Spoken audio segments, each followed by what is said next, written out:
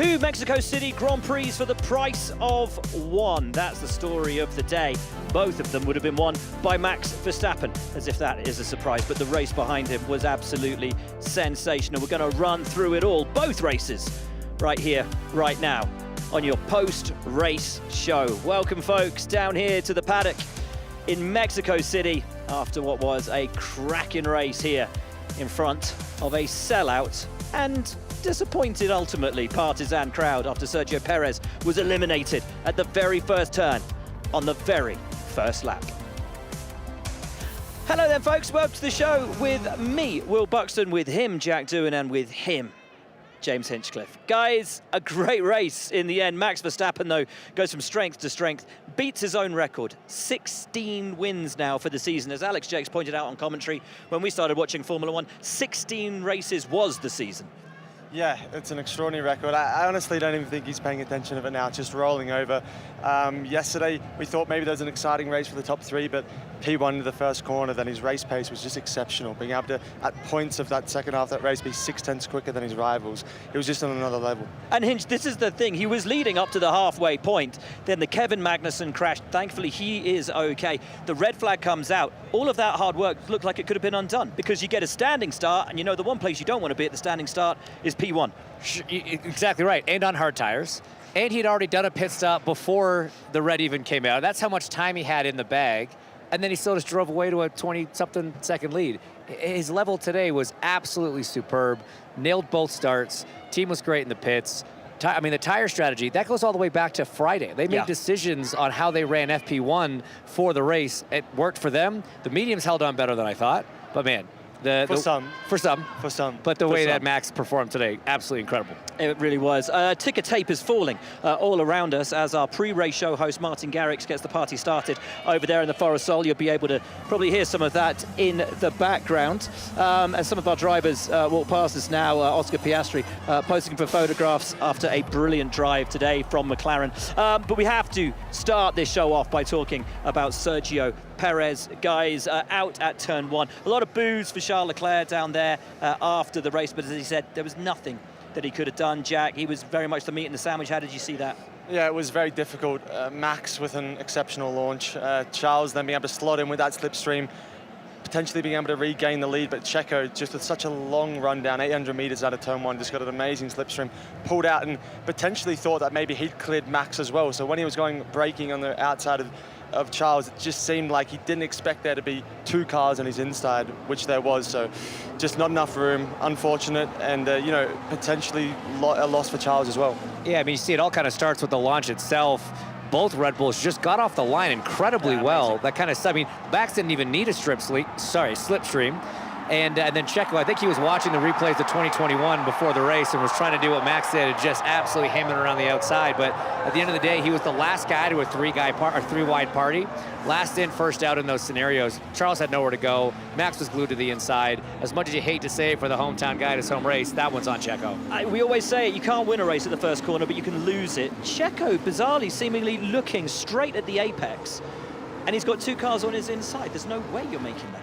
No, he was potentially a bit ambitious, thinking that he's outbroke, being able to sweep around the outside of both of them, and potentially scaring the both cars on inside to pull up. But we know Max isn't going to pull up. Yeah. Checo really didn't have any room to go. I mean, sorry, Charles had no room to go. So it was never going to end in a good way, unfortunately. Reminiscent of the accident that ultimately won Max Verstappen the championship in Qatar a couple of weeks ago, although in that instance, Sergio really had no idea that the guys were on the inside. Here, this time, possibly should have foreseen that there would be a couple of drivers going for that inside line on lap one. Let's hear from him now, speaking, sadly for him and for the Mexican fans, while the race was still going on.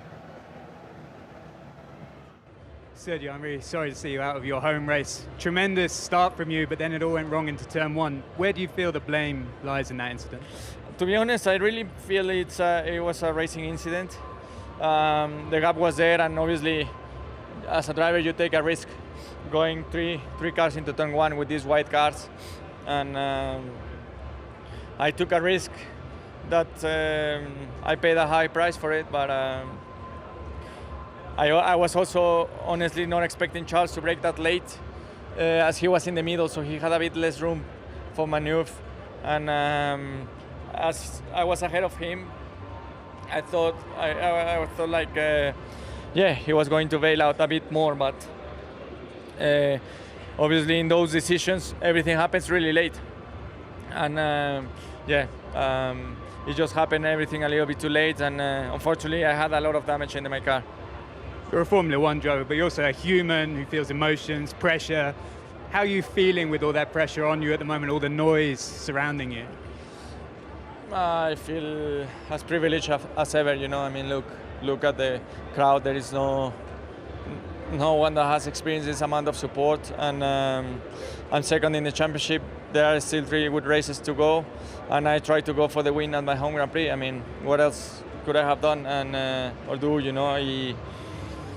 I saw the gap, I went for it. Yeah, I risked it too much, but I wanted the win today. Thank you. Beautiful, emotive questioning there from Greg Stewart. Checo clearly distraught, but as he says, he took a risk. It didn't pay off, going for the win, ultimately leading to retirement. You can see the emotion there in the fans. Checo hanging around to wave to the crowd. The other retirements today, Kevin Magnussen with that huge incident, rear left suspension failure, looked like a toe link or something might have gone at the rear of the car. I saw him just a few moments ago actually talking to the media down here in the pen, so he's okay out of the medical centre, although they did keep him a little bit longer just to give him a few more checks. We can have a look at this now, guys, and really, Jack, just a passenger. Yeah, nothing you can do. I think watching it, he was expecting to be turning right and all of a sudden goes left. It's never really what you want, and I'm sure in that moment with all that adrenaline he'd be wondering really what happened as well if he lost the rear, but it was just so unexpected and so abnormal that I think it was clear that something had gone wrong. Yeah. Verstappen not too happy with the red flag, but of course with the Tech Pro barriers needing to be replaced, always get a red flag in those scenarios. A pretty disappointing day for Aston Martin as well. Both cars DNF. Have a turn around. We're going to hear from this man in a minute. I think he's coming on the show. Esteban Ocon, guys. P10 from a P15 start. Had a good drive today. Yeah, he did, and nice and aggressive at the end there. Had a mission, and that mission was to get that 10th place from the Haas of Hulkenberg, and he pulled it off. Congrats, buddy. Good job. We're going to have, I think we're going to have Alex Albon on as well. You guys started P15 and P14 on the grid. You ended up P10. And, I mean, wonderful drive from both of you. You started on the grid next to each other. You finished next to each other. Talk us through your races. We were not at the same place after lap 1. That's fair to say. Yeah, on my side, it's been a tricky, first stint. Obviously, we took the risk, like Alex, but it worked better for Alex that time. But on the second one, yeah, really, it paid off. We made 3 places at the start, and hard-fought point, but happy with it. And you were punchy in your radio messages to Haas, letting them know you were coming. Yeah, but everybody thought, it was just I'm gonna show off or whatever. But it's not the case. I was just warning the Haas team that it was, my only chance was to go on braking, basically. Right. So it was going to be a muscular move, and there was going to be either contact if it doesn't leave the space, or I was still going to go. Do we need driver-to-driver, car-to-car radio so you can talk to each other, saying, I'm coming for you? No. You're too fast in a straight line. That would be terrible. I would tell you that all the time. Yeah, exactly. Alex, a great drive, man. I know how disappointing yesterday was for you, given the pace that you had in the car. Yeah. How was today for you? Well, honestly, we didn't have that strong pace today. We struggle when it gets hot, and today was actually still quite warm. The track temp was a bit high for us, so we were having to do loads of management, tyre management, and I think our strategy was actually working out quite well, at least it was for me. That red flag kind of ruined it and reset the undercut advantage, or the overcut advantage we would have had. But then, similar to Esteban, we had good starts, and that was the saviour for our race. So had clean air. Was lucky that Nico was able to hold off these guys. I was thinking at the time, I was like, I might stay back and give him DRS for the whole race. You didn't need to. No. I saw that, so I was like, I don't need to. Listen, guys, so talk to us about this, because we're used to slipstream having a really big effect, but obviously being so high up here, the slipstream doesn't have that same effect as it normally does. How hard does that make the overtaking? Yeah, and also the DRS effect, I mean, I don't know, for you it probably had a big effect, but for me I had no effect, clearly, and I was not catching the whole race. So yeah, even with Logan at the beginning of the race, it was a big struggle. I just couldn't keep up, so that's what we need to work on.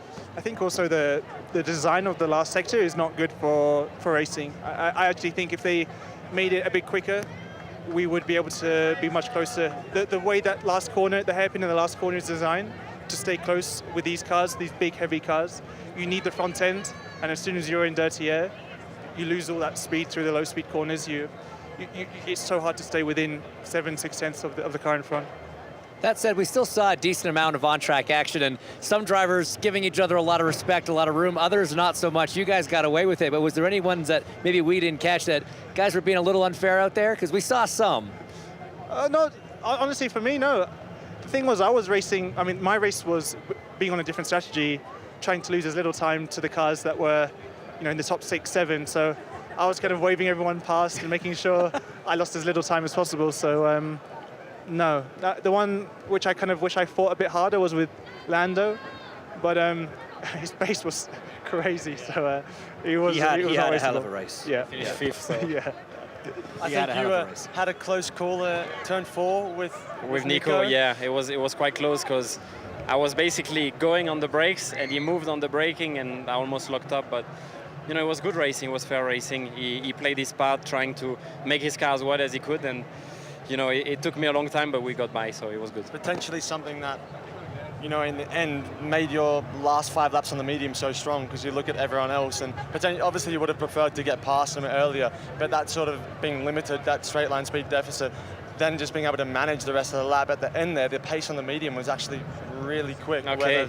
Potentially could have been struggling like Nico and the others. Yeah, well, maybe we could have get a fight with Alex, but it's another step. It's another monster in the straight line, so it would have been hard. Brilliant job, guys. Thanks for coming on the show. Really appreciate it. Thank Off to Brazil now. Never ends.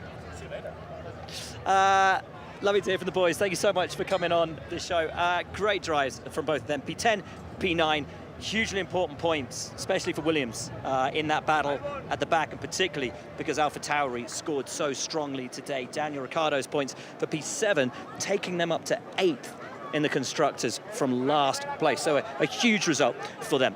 Logan Sargent, the only other driver not to see the completion of the race, pulling into the pits on the last corner of the very last lap. A fuel pump issue for Logan Sargent after, I think, a spirited, strong drive, James.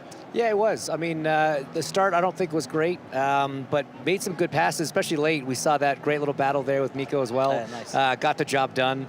It's been a tough weekend for Logan, because they did have that pace in practice, weren't able to translate that in qualifying, but heartbreaking to not just get to finish the lap. He was so close to the finish, and he had just had a decent stint at the end there, made a couple passes, so probably a little disappointed to not cross the line. Heartbreak for AlphaTauri, P15, P14 for them, having both started in the points and thinking that their race pace was better than their quali pace. They slumped out of the points. Hulkenberg, P13, holding on for as long as he could, but then ultimately when his tyres went, he went and fell down the order. Yuki Tsunoda, P12, Pierre Gasly, P11. Let's talk about Yuki Tsunoda, because today was an opportunity for AlphaTauri to score double points. I'm not going to mince words over it. He threw it away. It was very unfortunate. It was looking like a P7, P8, and I think Yuki as well yesterday had that same pace as Daniel, potentially not as quick, but it could have been a double Q3, so they were looking at a really strong race today, and he really managed it well. Was really quick, not doing anything impatient, and just that move with that Piastri, I think the lap before, that little bit of contact, potentially emotions getting a little bit high, and yeah, unfortunately it ended as quickly as it started. Emotions rarely don't run high when it comes to Yuki Tsunoda. How much do you think he needs to calm those emotions behind the wheel? Because you could sense the frustration in him just from the body language of where he was positioning the car without even needing to hear the radio.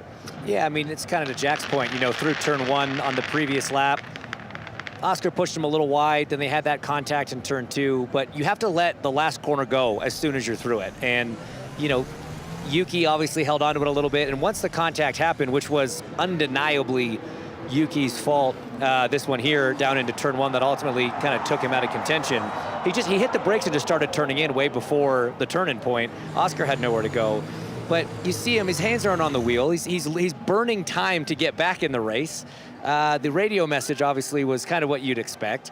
The team has said that he needs to calm down. He said he's worked with mental coaches, and we've seen an improvement, I think. He knows that that's something that he needs to work on, but obviously there's still some work to be done. Yeah, points he could have scored today would have taken them clear of Alfa Romeo. As it is, they're now level on points with Alfa Romeo. It's off the bottom of the running order for them in the championship table.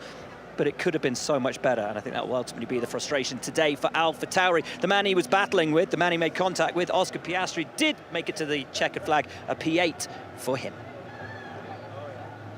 Well, Oscar, the pace leading into the safety car and the ultimate red flag looked very strong on the hard, but then it just seemed to drop off when you restarted. Was that how you saw it?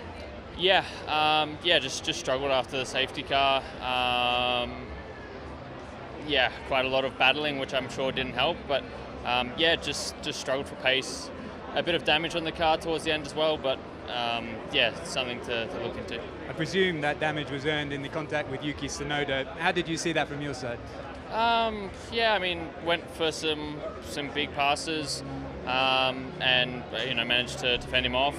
The last one, I wasn't really expecting him to go right like that in the braking zone, and yeah. Anyway, I was okay. So yeah, thank you.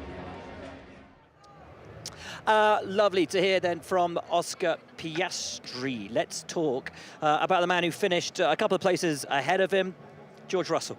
It wasn't the weekend that he wanted. He thought he could have fought for pole position. It never really came to him, and yet he had some good battles, good points. Yeah, I think a strong race.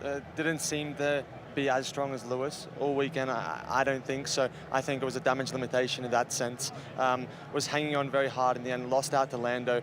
A good battle at the end there with Daniel. I think it was crucial to stay in front of him, and very tricky. We know how good Daniel is under the brakes, and especially with the better tyre conditions. So I think you definitely won't be happy with the result, but all in all, I think to leave here with a good amount of points heading into Brazil, I think you'll be happy. Hinch, interesting, the Mercedes strategy. We've seen it in recent races, putting both drivers on the same strategy, choosing not to split it.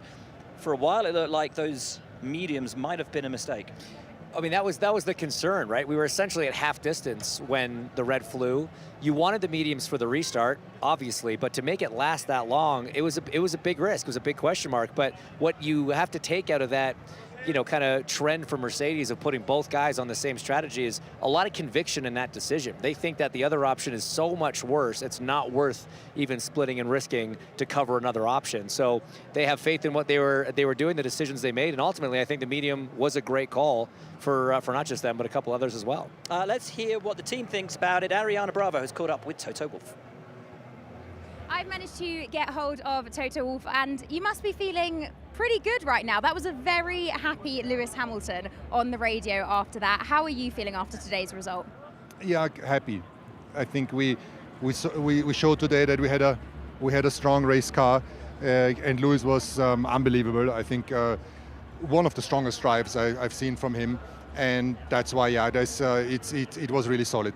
It was solid indeed. Now the race really took it to a next level when we got that red flag, and we saw you taking the gamble, putting those mediums on the drivers. We heard Lewis on the radio soon after questioning whether they'd be able to make it to the end. How much of a risk were you taking at that point? I think we were in a little bit of a difficult situation because our hards were 7 laps older than the competition, but our strategy guys and also tire people, they were really convinced.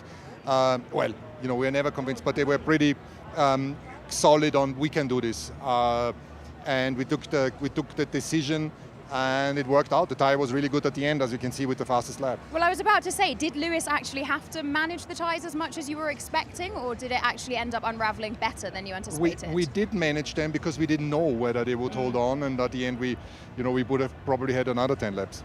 And a word on George's race as well. How do you reflect on that? I think that he just shot his tires behind George.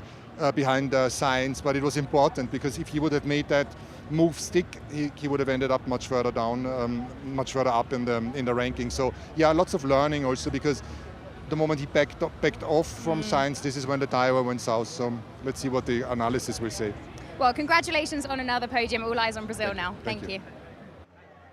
Lovely stuff. Thank you, Ariana. Thank you, Toto. Interesting admission. Possibly 10 more laps on those mediums, and Lewis Hamilton taking fastest lap on the last lap. Now, the man who very nearly passed George Russell at the end, Daniel Ricciardo. What do we say about this guy's return? 2 races back. Punchy weekend from Daniel Ricciardo. Yeah, what a rebound from Austin, I'd say. qualifying 4th, potentially with a tow from Yuki, could have been on the front row. Yeah. Yeah, I think they'll be happy with 7th today.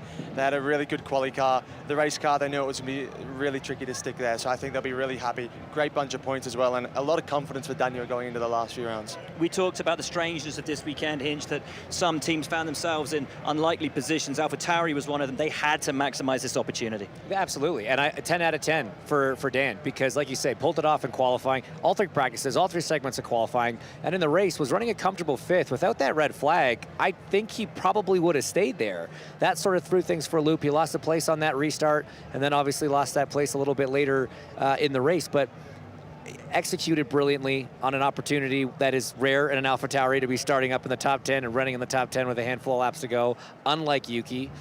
So you got to give him credit. Alpha didn't capitalize when they had a little bit of pace. One of the Williams got on the points, the other one didn't. So credit where credit's due. This is it. This is a car that we used to see in fighting with the Alfa Romeos and the Haas over P18, P19, P17. As it was today, he's up there fighting with the big dogs. He knew which fights to fight and which to let go. He said he was race rusty in Austin. Do you think that rustiness has gone? Definitely. I know he wouldn't have been happy with that, so I'm sure he would have brushed it off and came in, swinging. From the first lap in practice, he was just on it. And when you start like that at a place like this on a street circuit, it just continues to build and build and build. And he would have just had so much confidence that he's taking that car to the next level as well. We know that AlphaTauri is really quick in the slower, nitty corners. It's really well when having to run at high ride height as well, which they have to do to conquer these curbs. So the car was performing on all levels. He was as well. So it's great to see them there. And now those points for AlphaTauri take them up to 8th, level with Alfa Romeo. So critical for them. Huge. I mean, tens of millions of dollars. That's what that drive today could have possibly been worth for that team. They're tied on points. AlphaTauri gets the position because of the higher finishing position, best finishing position. And I mean, who knows? If they can have one more result similar to that, one more day in the points, there's a chance Alpha doesn't score again this year. You just never know. So this day, absolutely crucial. And there's a heavily upgraded car that they've had over the last couple of races, really making those upgrades work for them. It seems to be working. I mean, we had Yuki in the points in Coda when Daniel didn't have the best day, and then obviously Daniel got it done today. Did you win Driver of the Day? I did, back-to-back, baby. Yes. Listen, Lando, it was sumptuous, man. Some of those moves were it was outrageous. I can't say enough. What a beautiful drive. How happy are you with it? I'm very happy to maximize today. I don't think we could have done a lot more. Yeah, maybe if I didn't lose as many positions on the restart, that's probably my only little thing from today, but different reasons for it, which we'll analyze and try and do a better job on next time. A bit of it just being struggling with temperatures a lot and PU cooling and things like that. So some limitations which didn't allow us to maybe do what we wanted to. But nevertheless, to go from 14th back to 5th and get past George and Daniel and those guys was surprising. I mean, I surprised myself today, so I'm very happy with that. On so many occasions, we see drivers come up to the back of each other, take a couple of laps, think it out. You were just instinctive, straight on it, straight past, around the outside, around the inside, didn't matter, man. I mean, when the race takes you like that, do you feel like you're just in that flow and it just comes? Yeah, I mean, a lot of these things I've not always been, I'll say, strengths. And I don't think you can ever look at one race and just go, this guy's amazing at this or that. But a lot of these things are things I've been working on quite a bit, even like tire management. I don't think today was a race on who had the best car and second best car and third best car.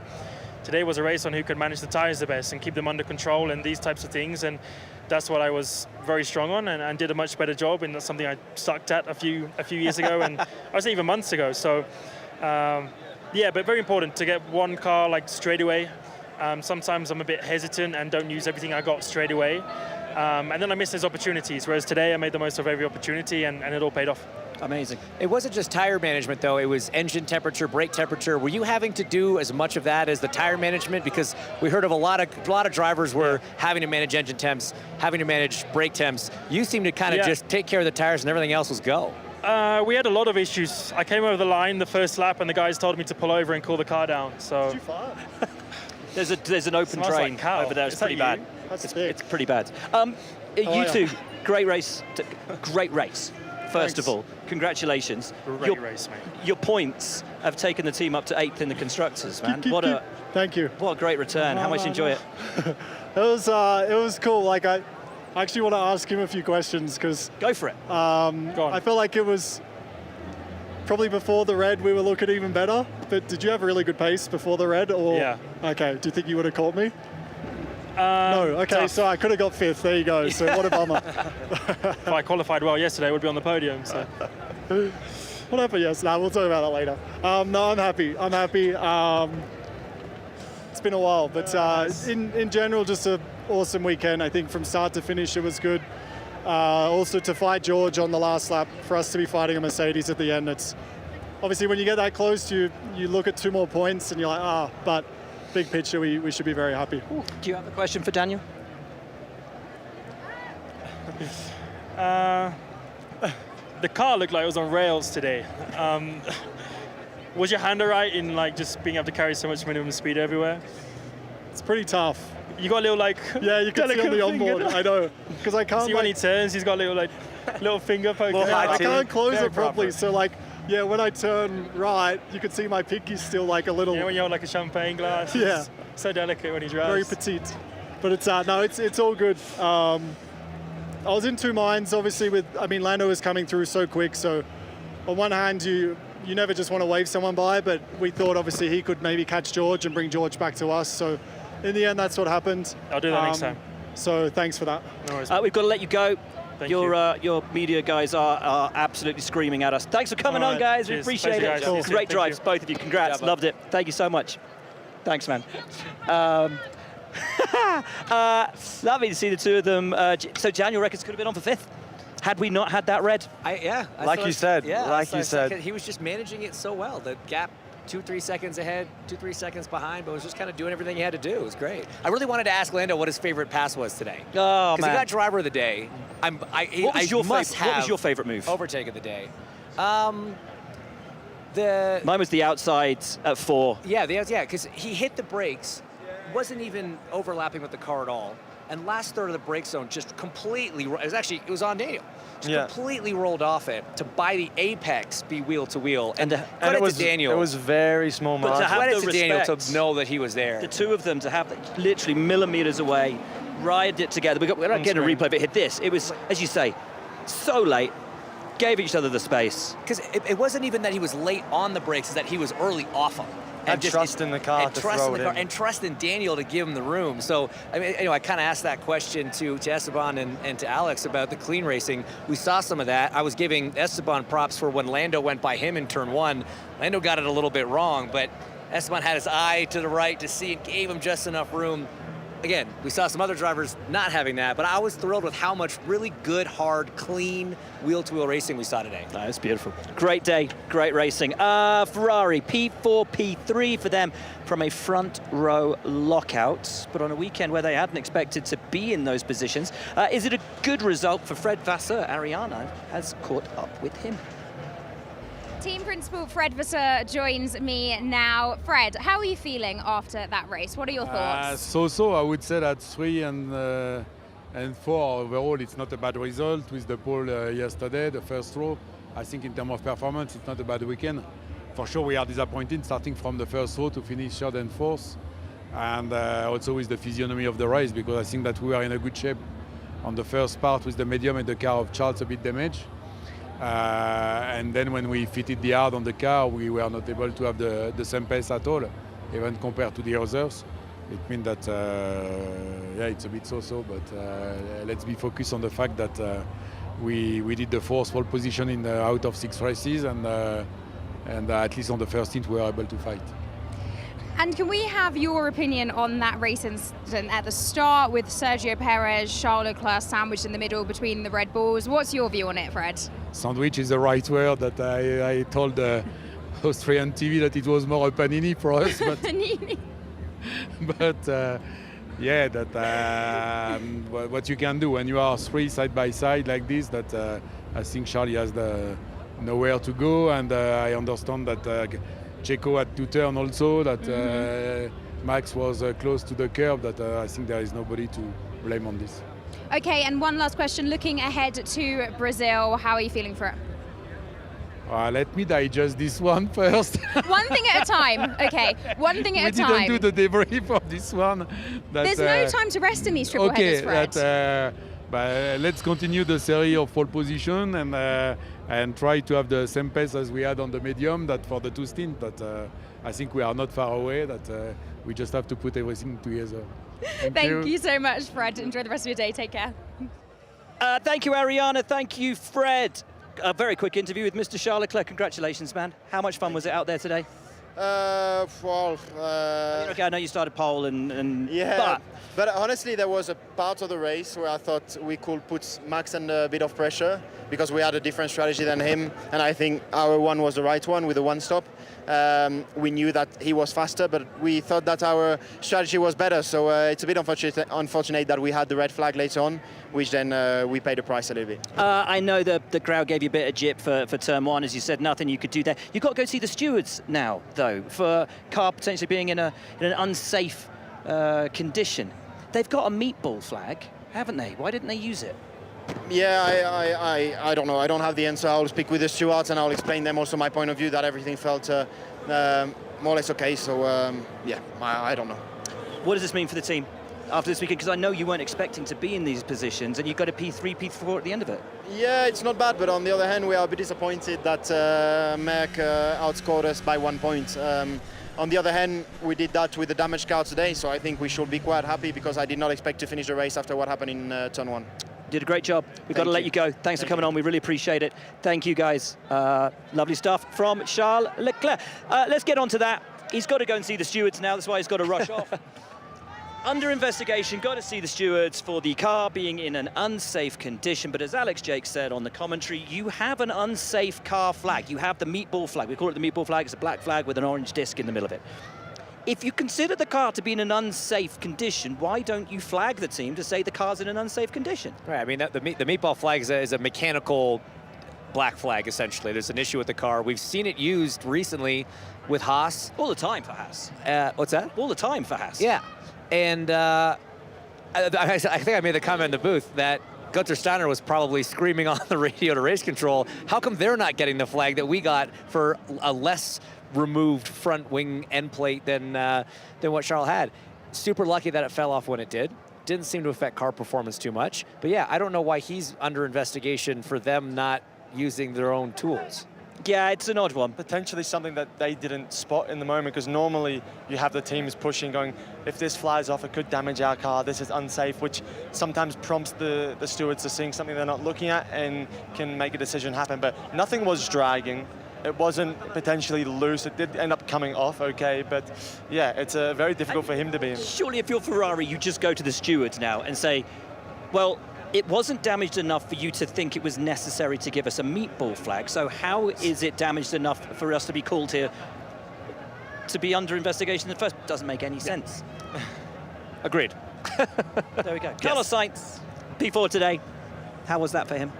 I think if you were to tell Ferrari after FP1 you're going to be third and fourth, they'd be, yeah, okay, it's not a bad haul of points. To Charles' point, being outscored by Merc by 1, that's probably stings a little bit, but from the fact that they didn't really expect that pace in qualifying, it was a bit of a surprise front row. I think that's a solid result. There was no, I agree with Charles. I think his strategy was good. They executed well. They didn't have a blunder that we've sometimes seen out of that group, so solid execution today. And crucially, the points for Carlos Sainz today moves him into P4 in the Drivers' Championship, level on points with Fernando, but obviously ahead of him because he got that win earlier on in the season. Yeah, it was a strong drive him. He wasn't complaining too much about the car. I think he's accepting that he just didn't have the as much pace as Charles today. But as you said, without that red flag and even the safety car and Max getting that free stop before it went red, Charles and Ferrari definitely would have put Max under pressure, and it could have been a potential interesting fight. But yeah, Carlos, great team player, 12 points, so I think they're going to be happy. Lovely stuff. Why don't we hear from him? On the road, are you satisfied with that result? But not entirely. Obviously, I would like to be in the podium, but it was two very chaotic starts. Had to lift in both of them to avoid any contact, and yeah, it was like always in Mexico, quite chaotic. But Then once the race settled, very boring, managing temperatures all the time, lift and coast and everything. But yeah, in the end, I think third and fourth is the maximum we could do this weekend. Were you a bit surprised by the pace of Lewis, and did you think his medium tyres might go off and your hards might come to you? No, I think the medium, given our tyre life, was too optimistic. We always suffer more with tyres, so that's the advantage Mercedes has. They can sometimes bet on a softer tyre even if the stints are long, because we know we run out of tyres. Thank you. Carlos Sainz there, your 4th place finisher. Let's move on to the man P2 today, guys. Lewis Hamilton. I think you pointed out in commentary, Hinch, that it's your typical Lewis. Guys, I don't think the tyres are going to last. And then as we hear from Toto, could have done another 10 laps. Fastest lap on the last tour. That's just it. I mean, I think a few people were skeptical about the mediums lasting that long, but we've seen this from Lewis a bunch, right? He'll come on the radio and make a comment like that and then set the fastest lap, pull out 10 seconds on the next guy. It's a little bit classic Lewis. But no, a brilliantly executed race again. I mean, to be that far up the road from the Ferraris, obviously Max still pretty far down the road from him, but you heard it on the radio after the race. Again, that tone in his voice is just different. He's changed, he's happier with this new car. You heard it in Austin, you heard it again here. 2 second places in a row, awesome. And a nice move on Charles. Nice move on Charles, and potentially a bit of a surprise as well. We heard him in FP1 and P2 saying that it's a completely different feeling to Austin. He's not comfortable, and then he's P2, you know, putting in faster laps than Max at the end of the stint on a tyre that he didn't think was going to be able to go the distance, and then a purple middle sector and a fastest lap. It's contradicting his initial statement. This is the story of Lewis Hamilton's season. You know, he gets in, he's not too keen with the car. He described it as a nightmare this weekend. Said it was peaky, couldn't get it dialed in. It goes away from him overnight from Friday into Saturday. He's not happy with it in qualifying, then turns up on Sunday, pow, like puts in the performance. Yeah, it's potentially almost something that not we're seeing with Red Bull, but their race pace currently at the moment is seeming really strong, even if that qualifying car isn't completely dialed. It clearly wasn't as dialed as it was in Austin, but the race pace did seem strong again today, and they clearly surprised themselves as well with how well he was able to manage that medium tyre, better than George. We move on to Brazil next, a race where Mercedes went very well last year.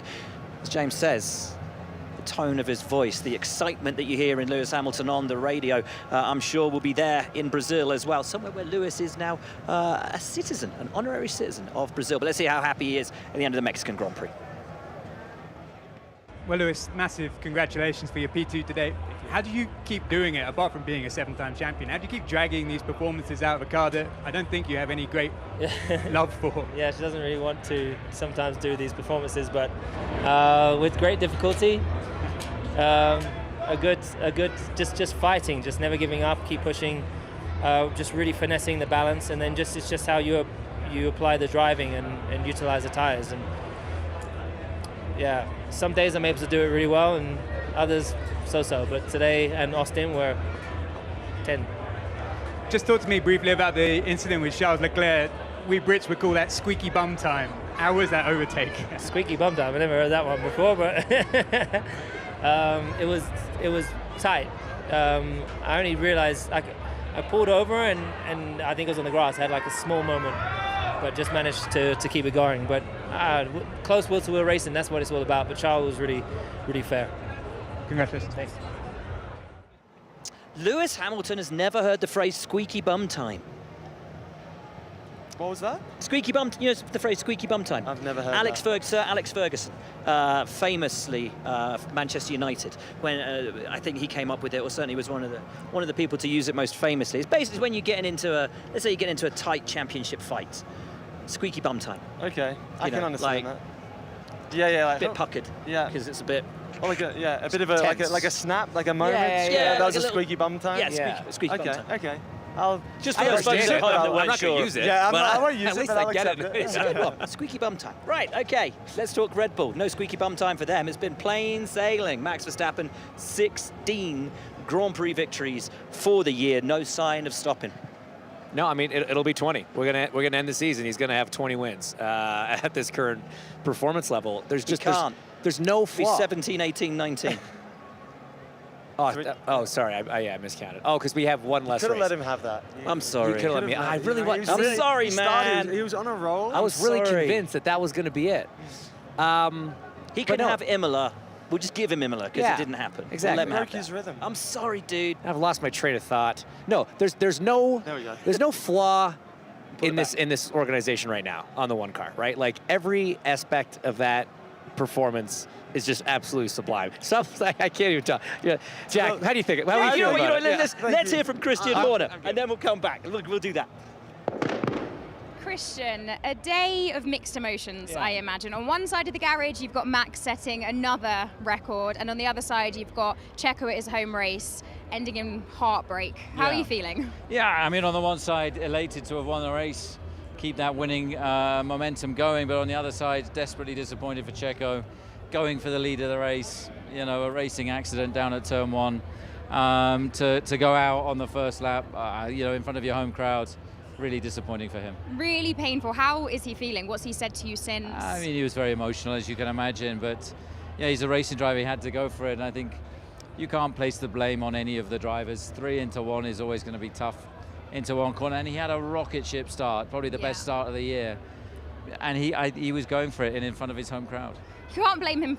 You can't blame him for wanting to get it right, as you said, in front of the home crowd. Can we talk about Max, though, who, again, another dominant performance from him. As I said, a new record, 16 wins this season. It's like clockwork now. Yeah, I mean, he's just hit a level of performance that's truly outstanding, and again, controlled the race.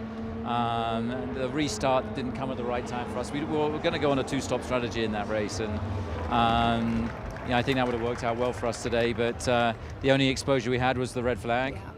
Yeah. Ferrari elected to take the hard tyre as well, which took the pressure off a little bit. But a good start from Max, and then he just controlled the race and built up a very healthy lead. He did indeed, a fantastic performance by him. Looking ahead now, Max, of course, continuing hopefully on this strong performance. How do you manage the external pressures that Checo seems to be under from these rumours circulating and people talking? And it's difficult, right? Of course it's tough for him, but you know, he's our driver, and you know, we want him to achieve what we know he's capable of, and you know, we continue to support and protect him. Oh, wish him well, and I hope that the Max side of the garage have fun celebrating as well. Both sides is a team result. Absolutely. Thank you very much. Thank you, Christian.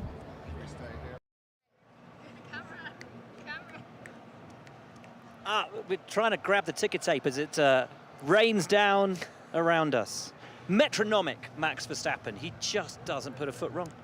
Yeah, they had so much confidence to the point where the 2-stop was certain. They were just committed to it. They knew they had that pace. Even starting P3, not being on the front row off pole like they would usually like. They're like, no, we have this pace. We're going to go off into the distance, do 2-stop like everyone else is not going to do, and still be comfortable and happy and win the race by 14 seconds. Love it. Let's hear from him. Well, Max, massive congratulations for yet another win. Was there any point today where you thought you weren't going to win? I didn't really think about that, to be honest. I was just very focused on the race. Of course, the first start I think was very important to make my race a bit easier. We had a very good start, stayed out of trouble in turn 1, and basically from there onwards I could just manage my race. Opted for the 2-stop, which I think was going to work out really well. But yeah, unfortunately with the red flag we had to restart again, and it was all about again having a good start and stay out of trouble in turn 1, which I think we did. And after that, yeah, I could just manage the pace to the end. A new record established today, beating your previous record from last year, 16 wins in the season. Max, the title's done. How do you keep this fire in your belly, or is that just the way you're hardwired? Winning is very motivating. Cool. Well done. Oh, beautiful scenes. Max Verstappen on his car being revealed to the crowd. What a day, what a win, what a season Max Verstappen is having. Can he make it another victory in Brazil at this rate? Wouldn't put it past him. Boys, thank you so much for coming on the show. Appreciate your insight as always. Folks, this is where you can catch everything next weekend for the Brazilian Grand Prix, coming to you live from Interlagos here on F1 TV, and it kicks off as it always does on Thursday with your weekend warm-up. Friday the 3rd of November is practice time, 11:30. And then qualifying, because yes, folks, that's right, we're back into another sprint weekend. Saturday, you shoot out at 11 a.m., you sprint at 3:30, then on Sunday, the Grand Prix itself, 2 p.m. local time. Well, what a wonderful weekend here in Mexico City. Max Verstappen, a winner again. Lewis Hamilton on the podium, Ferrari resurgent. What about that drive from Lando Norris and Daniel Ricciardo? We get to do it all again in a couple of days' time. Thanks for tuning in, and we'll see you in Brazil.